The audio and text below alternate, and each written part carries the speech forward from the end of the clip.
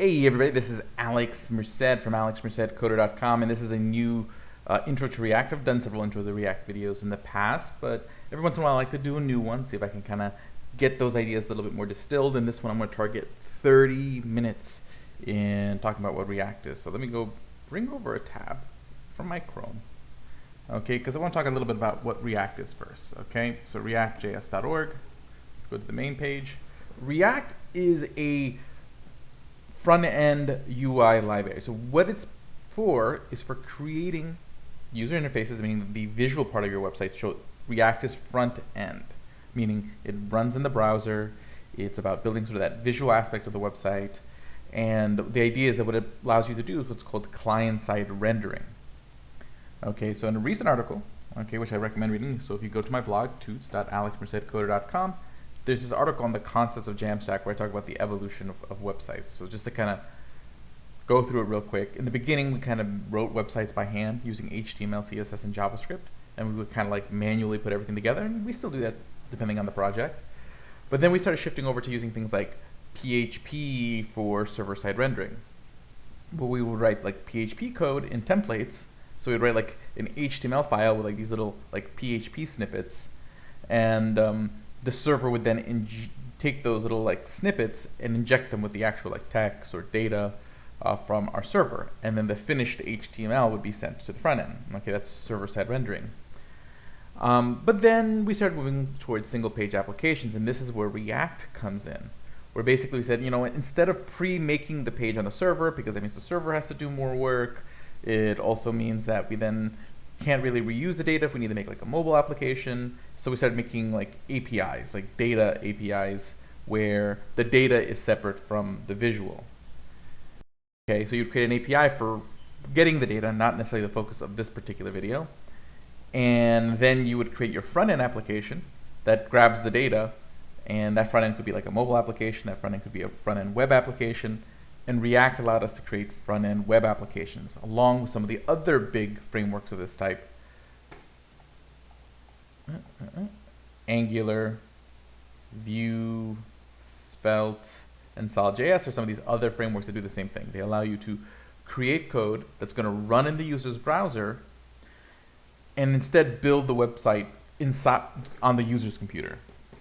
So essentially what's going to happen is that the user goes to your website, they're going to load in this JavaScript file, and then the JavaScript file essentially constructs the whole website. So the whole website's assembled on the computer. So you're not using your server to sit there and figure all these things out, like how to render the HTML file. Your JavaScript on the front end will do all the building. Okay, and then React is just one of these libraries that allows us to create websites this way. So there are other ones that are just as popular, like Angular. There's some that are pretty popular, but not quite as popular as React and Angular, like Vue and Svelte. And then we have like our newest entrant, which is Solid.js, which is very similar to React, really cool. But that's essentially what React does. It's going to allow us to build our website, okay? Now, in order to use React effectively, you're going to want to make sure you have Node.js installed. So nodejs.org. So make sure you go install the latest version of Node, so that way you can do things the fun way. Now, I'm using VS Code as my editor. Okay, you could be using literally whatever editor you want. It doesn't really matter. But I really like VS Code. So I'm open up to this folder.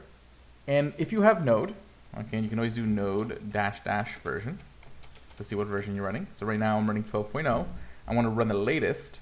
I use what's called Node Version Manager, which allows me to switch versions of Node on the fly. So I could be like nvm use system, because my system version is the latest. Okay, good. Now I'm at 16.4.2. Yay. Okay. So now what I want to do is create a React project. Now there's a lot of different ways you can create React projects. So React, at the end of the day, is a library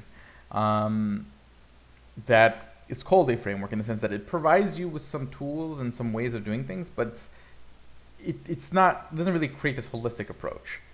So Facebook, who creates React, has one way to start a project, but there's infinite amounts. I've created my own like project templates from scratch.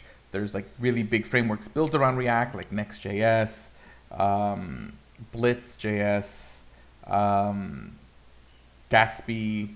There's a whole bunch of them, and I think there's another one called Remix. So there's all these frameworks that take this React and then build up on it even more. So once you get good with React, it's definitely very worth learning things like Next and Gatsby. They're very useful tools, which kind of take everything full circle back to like writing just plain HTML, CSS, but conversation for another day. Okay, so assuming you have Node installed, all you're gonna do is you're gonna use this command called npx. npx is a tool in Node that's gonna allow us to run things in the Node world one time. Really, the reason we use this is for project generators. There's project generators for all different frameworks, and generally you only need to use them once. You use them, it generates the project, and you're done with it. Okay, so that's why we use npx. So I'm gonna say npx create React app. That's the library that generates a React project, create React app. That's like the one that Facebook makes, and that's always updated with like the latest version of React and the latest features. That's the thing, like if you use like other templates, they may not necessarily be using the latest version of React or latest version of things. This is updated pretty regularly. Facebook maintains it and has a lot of production features, but it comes loaded with a lot of stuff that you may or may not use. I think each install is like 180 megs. But then if you want to make sure you have the latest version, you can add the @latest flag. That's gonna make sure that you get the latest version of create React app. So npx create React app @latest, and then I'm gonna say my first React app. So I'm building my first React app. I'm gonna hit enter on that. This is gonna take a little bit. For you, probably it'll take longer than it will take for me. I got a pretty fast computer, so it gets done with this pretty quickly. But it's gonna create this folder. So see, it created a folder. That is the project folder. So again, whenever you run this command, make sure you wanna run it where you wanna generate that folder. So your terminal, okay, has to be in the folder you want to generate this folder, because that's where it's going to create the folder with your project. But once I'm done, what I want to do is I'm going to change in that directory. So again, using terminal, I'm going to cd, change directories into my first. So I'm going to just type in my tab, my first React app. So I'm going to go into that folder. Okay, and if you're not very familiar with like how to use the bash terminal, okay, make sure to watch my videos on bash. Just look up Alex Merced bash. If you're on Windows, then you don't natively have bash. I recommend downloading a tool called Git Bash, so that way you have a bash terminal that works for the most part on your computer. Cool. But now that I've done that, I'm in the folder to run my project, because the thing is that you want to be able to see what your project's doing. So what you do is you type in npm start. npm start is the command. And again, this is a Node project, so it's not just a React thing, but any Node project is going to have this package.json file. And in this package.json file, you can see what the different commands are.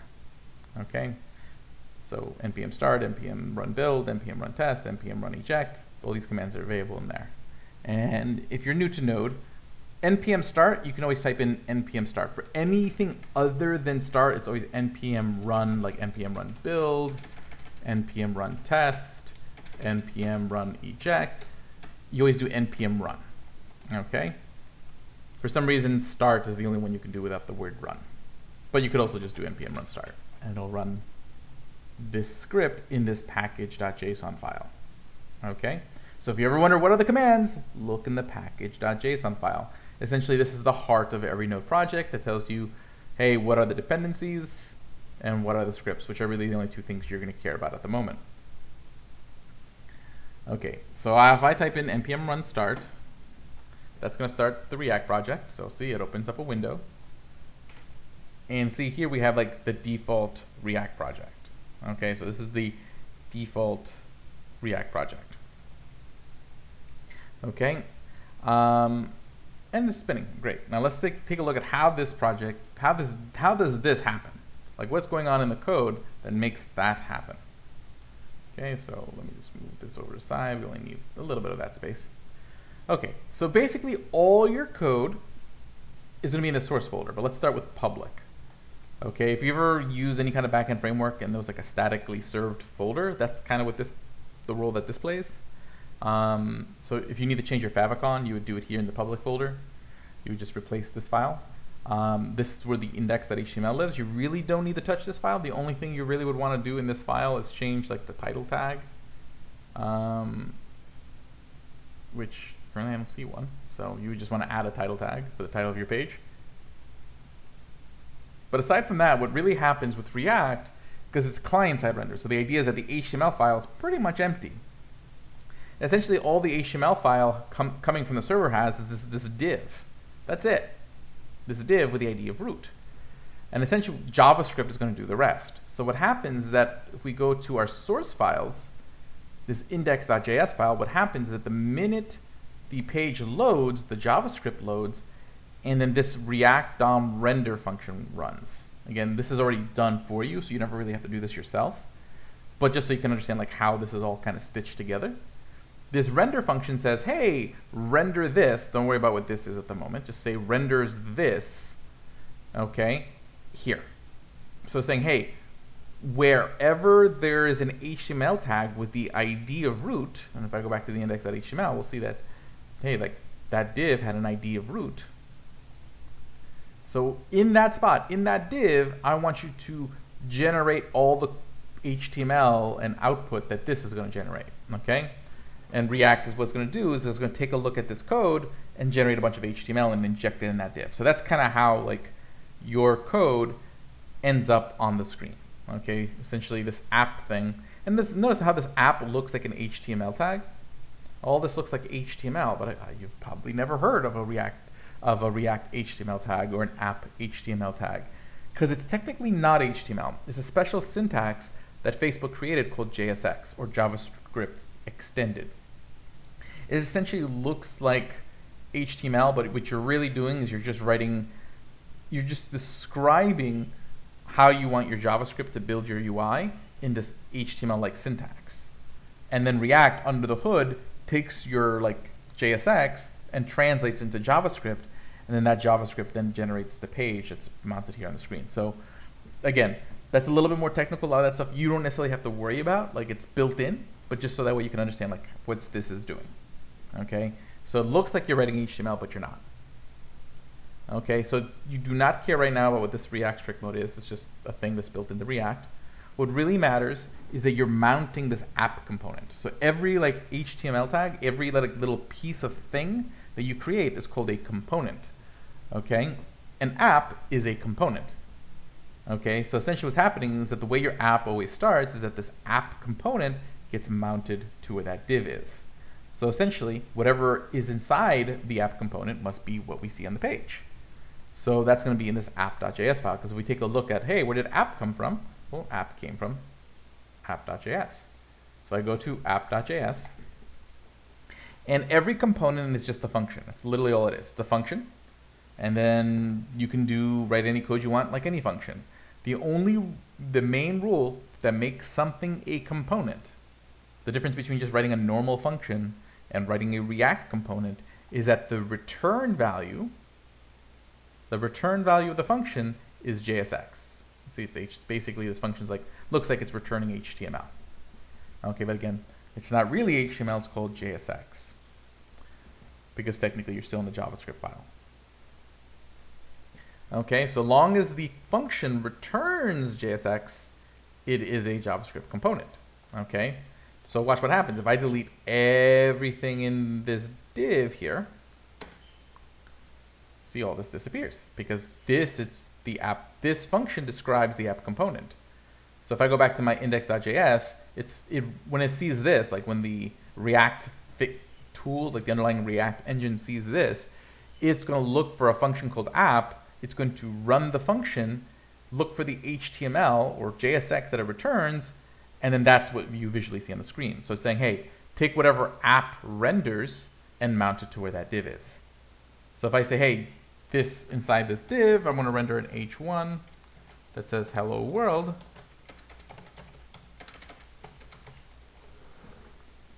Okay. See, it renders it right there. Okay.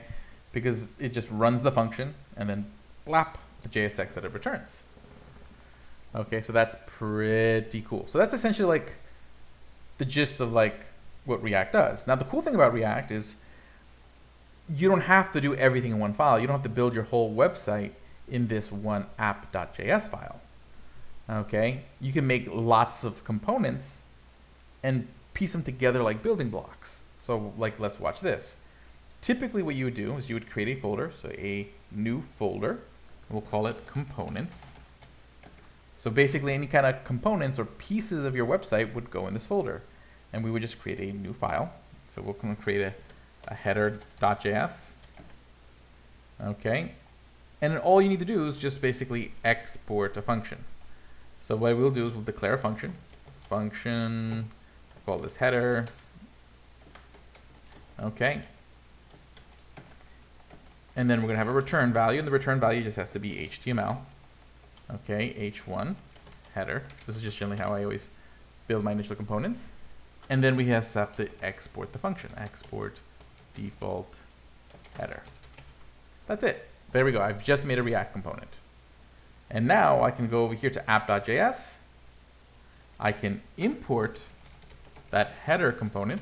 So I'm going to import header from /components/header. And if you're not sure how that reads, the dot means the current folder, so the folder that app is in. In that folder, there's a folder called components right here. And in that folder, there's a file called header.js. So I'm importing header.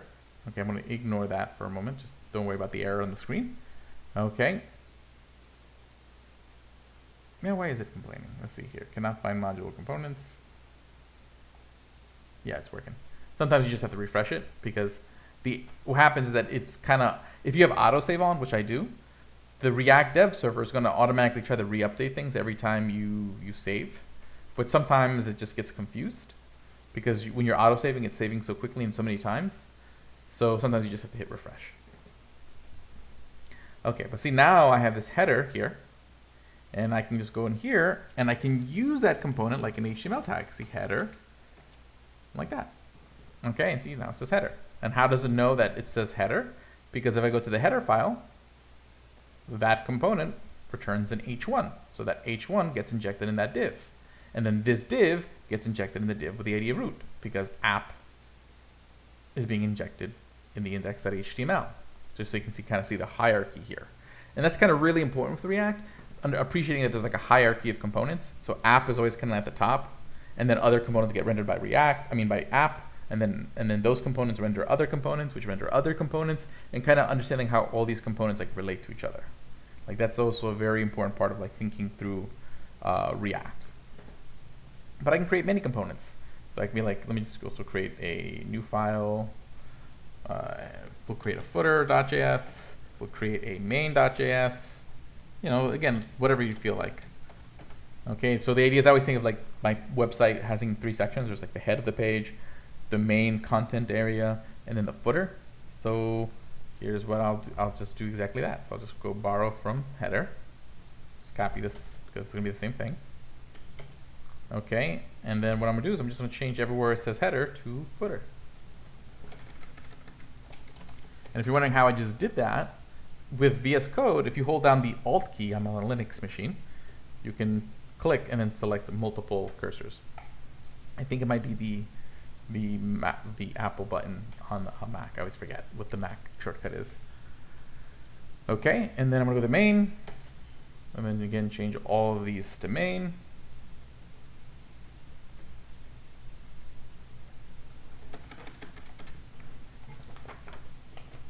And then change this to main. Okay. And then I can just import these files. So import, actually I'll just copy and paste this line. And see, this logo thing is grayed out. That just means I'm no longer using that. So I'm just gonna take that out. So I will paste these lines. So again, we have our footer component. So I'll just use my little Alt trick. Nope.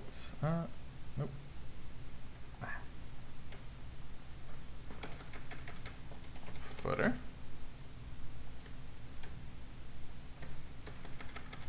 Main. Okay, cool. And then I can use those components. Header, the main area of the page, because again, they're going to get listed in the order that I use them, just like normal HTML. What's on top is whatever's listed on top. Footer. And see, there it is. Okay.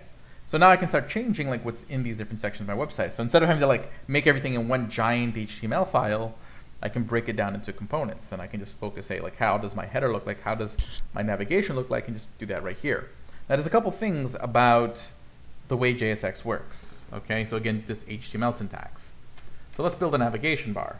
First things first, usually you might build something like, you might use a header tag, and then maybe I put in like a nav tag. Now watch what happens if I do this. I'm going to get an error. So see, this error says adjacent JSX elements. This means, so notice how both of these are next to each other.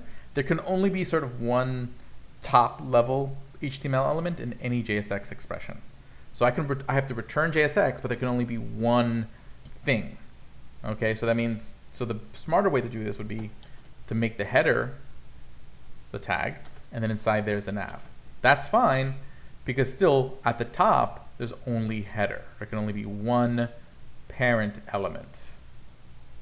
Okay, that's just something in React.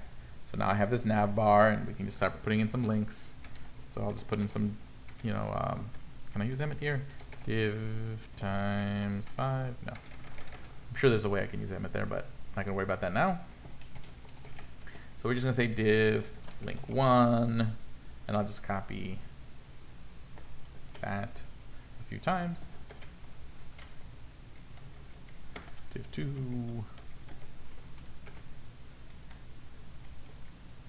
div 3, div 4.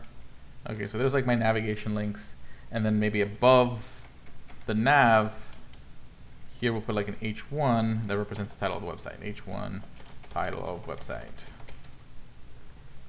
Okay, so you see like I got this, but usually when I think of a nav bar, I think of it as like horizontal. So what I can do, I could put styles in the CSS, so I could actually, probably easiest thing to do is just use this index.css file.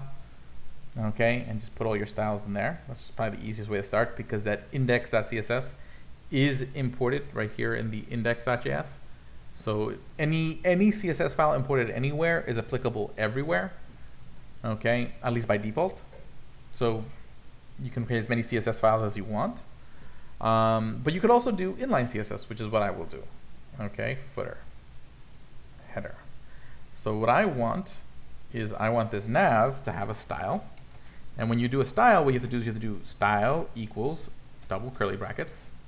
And then you have to kind of write it JavaScript style. So I'm going to say, hey, I want display. So you're writing it like a JavaScript object, flex. Okay, cool. And then property like justify content. See, notice I don't use a dash. I have to write a camel case because, again, we're in JavaScript mode. So I want space around. Okay. And see, there you go. I just kind of created a nav. But now notice when I go to app.js, this is pretty clean. It's pretty easy for me to understand like the flow of my website. There's a header, there's a main, there's a footer. And if I want to know how the header is constructed, I can just go to the header file, and I only see the code for that header. Okay. It just kind of helps break apart my code into pieces so that we can focus on what I'm focusing on when I want to focus on it. Okay, so that's the nice thing about like components. And the cool thing is that I can pass data between components. So since here in app.js, since here is where we use these components, wherever you use the component, I can pass data to that component. It's referred to as props. So watch this. So if I were to go to here and say props, we'll just say count equals 0. Okay. Well, actually, if you want to send a number, so if you want to send anything other than a string, you have to wrap it in curly brackets. So I'm going to say, hey, we're going to send some data called count, and it's going to equal the number 0. Okay. Right now you don't see anything, but what you can do is you can download a Chrome extension called React DevTools. Okay, I highly recommend it. Once you install React DevTools, okay, when you install React DevTools, you're going to end up with a addition to your DevTools called components. Okay, and you'll be able to see, like, see, here's my component hierarchy. There's app. App is the highest level component, which renders these 3 components. So app has just passed the number 0 to main. So if I click on main, I can see in main there's a section called props, and I can see that number of count has been passed down, which means I can now use it inside main. So I can now go to main here. What you want to do is right here in this like parentheses for the function, you have to define, because any props that we pass in, any of those like data that we pass in, gets passed in as an object. So we want to receive that object. The easiest thing to do is just to use the word props. That's the convention. You pass in props. Everyone kind of who works in React knows that props is the thing that's being passed in. So if you're not sure about that, I can just console log with console.log props so that we can see what I mean. So if I console log props, then actually what I'll do is just so it's very clear, I'll put a string, props. Okay, let's go to the console log and see there's props, and it's an object called count. So all the data, okay, I could pass in even more props. So if I go back to app.js and I add another prop, we can call it whatever. So we'll call it whatever equals cheese. Like literally anything you want. See right there, now in the object, you see like whatever cheese, okay? So what you're doing is you're constructing this object of data that I'm passing to the component that the component can use. Okay, so now if I go over here to the component and I want to inject that thing, I can be like, okay, hey, I use curly brackets and I can say I want the count here. And I want the whatever here. And actually, technically, I have to do like props.whatever. Props.whatever. Props.count, because again, props is the object with all the data in it. Okay, and see 0 cheese. And the cool thing is that components are reusable. So if I go back to app.js, and if I were to copy this main component, I could use it multiple times and pass it different props. So we'll say in the second one, I want the count of 1, and whatever will be bread. Okay, and then count of 2, or 3, I guess, and then just put some gibberish. So the point is like that's the cool thing about like your components. You can make them customizable. So that way you can just write like for example, imagine making a button and there's little things you might want to tweak. You just write the component, the button as a component, and then using props you can customize what that component does. Okay, so that's pretty cool. Okay, so that's what props does. Okay, now the last thing I want to show you is something called state. And again, this is just scratching the surface. A lot of this stuff, this is where like things get really kind of complicated with React, so bear with me. But the idea behind one of the things about React is that you want to make your UI change, like you want to make your UI interactive. So generally, whenever you have data that the screen should update when, so for example, let's make this count interactive. So what I'm going to do is I'm going to get rid of these 2 main tags. And what we're going to do is that we need to import a thing called useState from React. Okay, import useState. UseState is what's known as a hook. Anything with the word use in front of it is known as a hook. Hooks are just little functions that allow you to use certain cool features in React. Okay, simplest way to think about it. Okay, if you want to know more about technically what hooks are, I did recently put out a video specifically on like what does that word hooks mean. Not just in React, but in any context. Okay, so what happens is that we can create a variable. So we do const, and we're going to use array destructuring. If you don't know what that is, don't worry about it. But what we do is we sit there, we have a name for the variable, so we'll call it count. And then we're going to get a function called setCount, which is the function to change the value of count. So what we say to get this variable, we're going to say useState, and the count starts at 0. So what happens is that this variable count now is going to equal 0. Okay, so that's what this happens here. And then this function setCount will let me change that count. Okay, so now what I'm going to do is I'm going to change this. Instead of sending 0 arbitrarily, I'm going to send whatever the count is. And instead of sending the string of cheese, so I'm going to actually just edit this real quick because this is going to error if I don't take that out. Okay. So what I'm going to do is instead of whatever, I'm going to just send down the function setCount. So we're going to say, hey, what am I sending down as whatever? setCount. So now see when I take a look at my props now that I've been console logging, count is still 0 because technically this is going to equal 0. But now whatever is a function. Like see, I can actually send functions from one component to another. That's super cool. Okay. And then now let's go back to main. And what I'm going to do is I'm going to say, hey, whenever you click on this button, so notice I have to use camel case to define the click event. Whenever you click on this thing, what I want you to do is run this function. So I'm going to pass in an arrow function.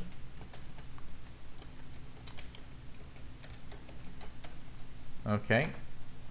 So whenever you click on this H1, I want you to use the props.whatever function. Okay, and what I want you to do with props.whatever is I want you to say that the new count equals whatever the current count is, so props.count plus 1. Okay, so in that case it'll return 2. And what happens is that when I invoke whatever as a function, well, technically whatever is set count, because that's what I said. I said whatever equals set count. So I'm technically invoking this function and setting a new value for count. So then what happens is that the whole thing rebuilds itself. App, since I changed a state variable in app is going to rebuild itself with the new state. So this thing rebuilds itself, except now count equals 1. So then 1 gets passed down as a prop to main, and set count gets passed down again, and it just keeps updating. So if I click here, see, it just updates. And you can see like the props are updating every time I do that, the component's rebuilding itself. So that's why I'm seeing that console log again, because the component, that function ran again and rebuilt itself. Okay, so that's pretty cool. So that's what state does. State is essentially like, I change the variable, but you have to change the variable using the set function to update the variable. And what it does, it causes React to rebuild the page using the new data. So now it's rebuilding the site using, let's say right now it just rebuilt it using 7. When I click, it's going to add 1 to it, make it 8, then rebuild using 8, and then rebuild using 9, rebuild using 10, rebuild using 11. And the cool thing is, I can click all day and it doesn't affect your servers. Okay, your server that's serving your website isn't being affected because it's running on my computer. It's running on the client. That's what we mean by client-side rendering. So whose computing power am I using every time I click this? I'm using my computing power. Okay, vice versa, if you did server-side rendering, every time I clicked and then like it rebuilt the page, the server would have to rebuild the page for that one number count. It would then pass it down, and that could be really inefficient if you have a lot of people using your website. Doesn't necessarily mean there isn't ever a reason to do server-side rendering, but oftentimes there's a lot of aspects of your website that might be better client-side rendered, and that's what React does for you. Okay, so again, this was a lot of information. Do feel free to watch this video multiple times to kind of absorb everything, but this is sort of like the fundamental basics of React. You have a great day. My name is Alex Merced from alexmercedcoder.com. Again, make sure to check out my websites, devnursery.com, where you can find a lot more of my videos, and alexmercedcoder.com, where you can find more about me and libraries I've created, a lot of them for React, and just more about me in general. Do join the Slack and Discord communities. You can find those listed over there at devnursery.com. Have a great day and enjoy.